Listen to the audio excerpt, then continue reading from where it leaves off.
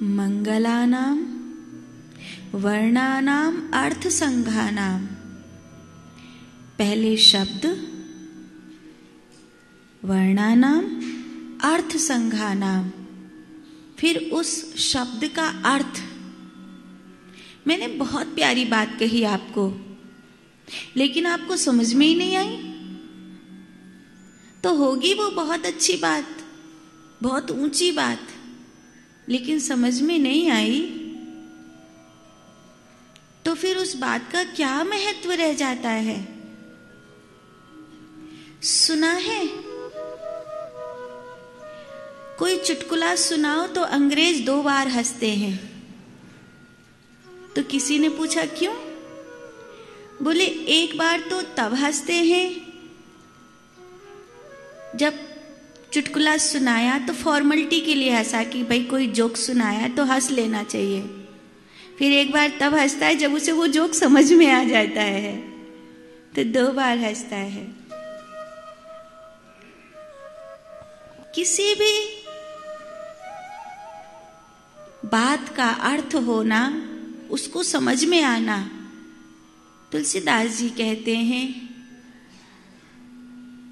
मैं क्या कह रहा हूं इसका अर्थ हो।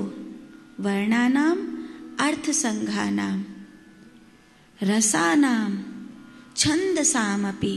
रसानां अर्थ तो हो पर रसपूर्ण हो। ठीक है, मैंने बात कही, आपको समझ में आ गई, लेकिन उसमें कोई रस नहीं था। वो बात आपके कान से होकर बुद्धि तक तो गई, पर आपके दिल तक नहीं गई। और कुछ भी करो, जब तक कोई बात हृदय तक नहीं पहुंचती, तब तक उसका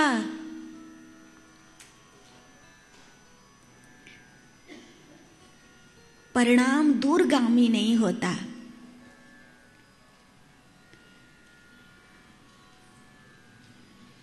तो वर्णानां अर्थसंघानां रसानां छंदसामपि।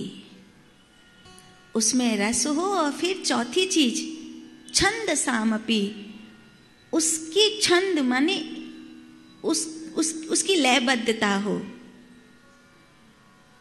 बेसुरी नहीं हो, छंदपूर्ण हो, उसका तालमेल बैठता हो। मंगलानाम च कर्तारो।